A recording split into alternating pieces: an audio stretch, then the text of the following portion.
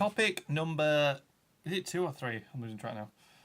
Pass. It's one of the new topic. Xbox. Oh, sorry, you couldn't do this. No, you're right. Xbox Scorpio. Yes. So, yes, Microsoft have released these specs, and I'm going to bring them up on my phone right now. They've got flops. They have got flops. They've got lots of flops. Apparently, flops are good. Yeah, like flip-flops. Flip-flops. They're not good.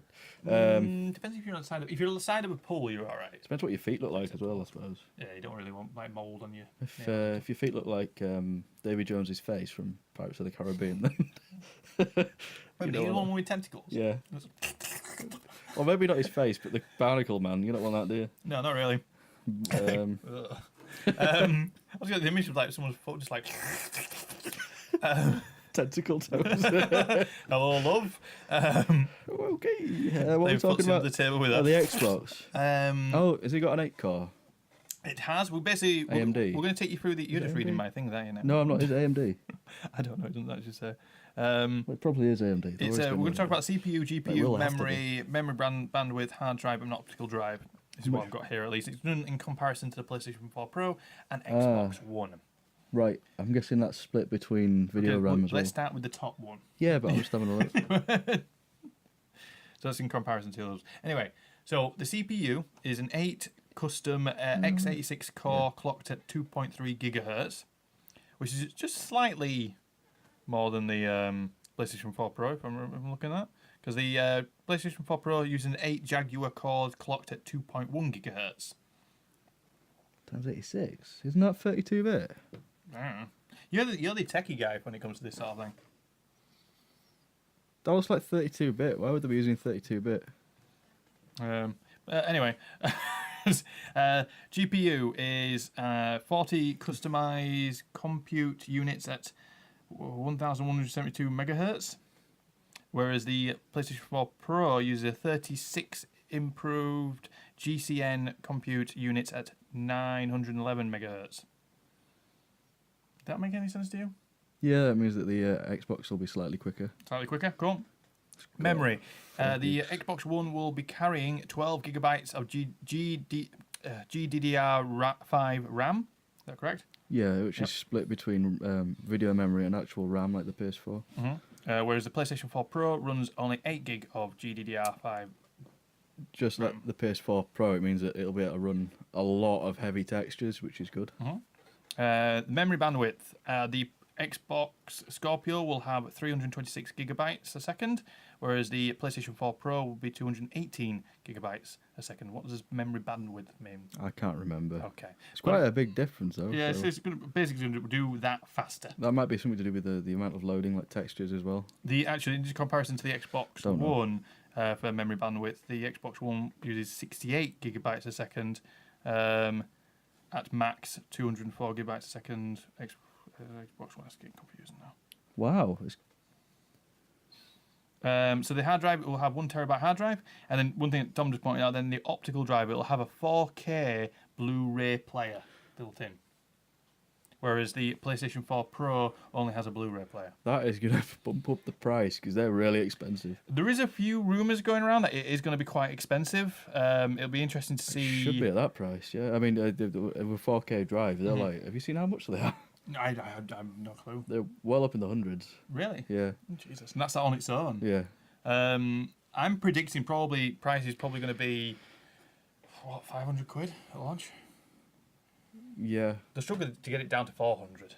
Well, they might take a loss. Could do. To try and pump up sales. Like, what did PS3 do that? No, PS3... Oh, yes, the PS3 did do that, actually. Sorry. Originally, apparently, the PS3 was costing them about £550 to £600 per console to make. Yeah. And they were selling it at £450. They were making a loss on every single console. Yeah. So, yeah, they could end up going along that route. Didn't work very well for Sony in that aspect until a lot further down the road. But, yeah. So, what are your thoughts on Scorpio? You think it's a good idea? It's going to be released? Well, spec-wise, it's only going to be a little bit better. I mean, to be honest, the PS4 Pro looks fantastic, and I don't think it's going to make that much difference. The only really, really good positive side is the 4K Blu-ray drive, but 4K Blu-rays are really dear as well. So, well, to be honest, like I'm just thinking about my style of viewing these days. I actually stream a lot of content now. So do I.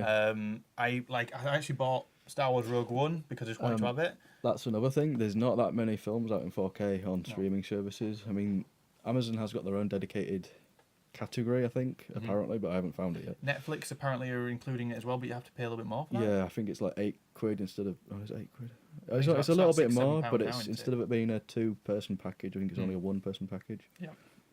Which I will be upgrading to because it's only like £1 more, I think. It'll be interesting. Like I said, I don't think the 4K driver probably is necessary. I personally think, because like I say, once like Netflix get more into the idea of doing 4K or this is going to be streamed in 4K. If I have a 4K player, a 4K TV, or I have a 4K system that can play 4K, not necessarily drive, then I just stream it directly to my TV and do it that way. Yeah.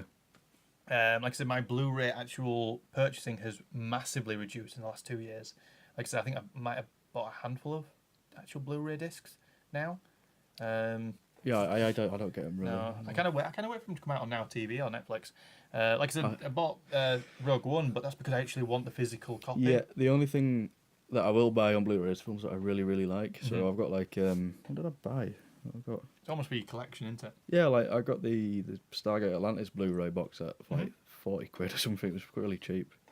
So I mean, it's that collector's aspect that you've got it and you can put it on whenever you want. Whereas if it's just like Central Intelligence with The Rock and Kevin Hart, great film, really enjoyed it. Yeah. Only got around to watching it because it came out on Now TV, which is basically Sky Movies. It is better. Only getting the films you really like because it makes it a lot cheaper. Yeah. And then if you do want to see it, it's probably 9 out of 10 times it's going to be on one of these streaming sites that you've got like Amazon Prime or Netflix. It becomes almost unnecessary these days to buy every single film on disc. So yes, that'll be interesting to see if it's a worthwhile addition to the Xbox Scorpio. We won't know until it comes out, and we'll see how it hits sales and whether or not people actually accept that sort of aspect of it. But we'll see. But yeah, no, I actually explained this theory to you about consoles and new consoles coming about and how they sell and whether or not people will actually purchase a new console. Yeah. So I'm going to explain it to you guys and hopefully it makes sense. So 9 times out of 10 in the past, when consoles are going to change and there's a new generation of consoles, they quite often do it at the same time. So for example, when PlayStation 2 came out, we had the Xbox, which did come out at a slightly different time, but then you had the PS3 and Xbox 360. Kind of came out within, I think it was 6 months of each other. I don't know. Something like that, maybe 6 to 8 months. Probably. And then you had the PlayStation 4 and Xbox One. Pretty much came out at the same time as each other. Again, give or take a few months. But you kind of get this mentality within people who are gaming or who are wanting to buy a console. So you have your Xbox and you have your PlayStation. They're going along doing their own thing and they've got their fan base, they've got their fan base. And they're going to come to a point where they're going to end that generation or release a new one. So, and if they do it at the same time, both people on both sides are starting to think about buying the new console, which, let's say, there. So we'll get to that point, they're all thinking about going on to the next one. If they do it at the same time, it gives a chance for both sides, Microsoft or Sony, to pull players from the other side over to their console because they're already thinking about buying a new console. So that's what happened with PS4 and Xbox One. Sony released theirs, they marketed it better, Microsoft less so, so they pulled a lot of Microsoft people over to the Sony side. PlayStation 4 got big, Xbox slowly started to drip off a little bit. Still doing alright, but just not doing as well. So they're still struggling along. We've got PS4 Pro in essence, and we've got the Xbox One or Xbox One S. But Scorpio is going to be a whole new generation of console, but Sony aren't going to release one. So Microsoft released theirs. These people here at Sony aren't necessarily thinking about buying a new console. These are, these aren't. Some might buy it, some might not. But they're not doing it at the same time, so it's not in that frame of mind to buy a new console. So I think if when the Scorpio releases, it's unfortunately going to be a slow burn to build up. And that's my theory on it. I don't think everybody's just suddenly going to rush over and buy a Scorpio because they don't need to buy a new console because Sony's still supporting PlayStation 4. And still going to release games for it. I've just sold my Xbox One. You have? And you've just sold your PlayStation 4 Standard Edition? No, I haven't sold No, you it. still got that. Yeah. Still got that. But you've just bought a PlayStation 4 Pro. I might try and stick that into like. Do you even get those like metal briefcase things from like the internet? Like Yeah, you've got them. I got one from that one laptop, down there. Well, I might try and take it apart, stick it in there with a screen, and make it like a portable thing. Yeah. But does that make sense about the idea of people buying consoles and moving across and then making back and forth? What's your theory? Do you think people are going to go over and buy Scorpio, or do you think it's going to really shake things up? I don't know, to be honest. I honestly don't know. It'll be interesting to see, but that's my theory upon it. I think it'll do well because it's Xbox. Of course it's going to do well. I just don't think it's going to blow anything out of the water because I don't think people have got that in their mind about buying a new console and dropping maybe, which could cost, this is my theory, about £400 to £500 worth of a console. But we'll see what happens. I believe it's coming at the end of this year, is it? Or is it next year? I think we need to wait till E3. I think we need to stop talking about this and that until it gets to E3, when they're obviously going to have a massive show and they'll do a proper reveal there. That's true. That's what I'm predicting. Yeah, we are theorising a lot on it. E3's coming up about the 12th or 13th or 14th, something about around that time of June. So I think we'll have a really good show then and talk about that. Yeah, cool. Well, hopefully we'll get more information then. But Yeah. what are your thoughts on Scorpio? Are you interested? Are you an Xbox user? Are you looking forward to Scorpio? Are you a PlayStation 4 user? Are you looking forward to Scorpio? Let us know down in the comments below. We'd like to hear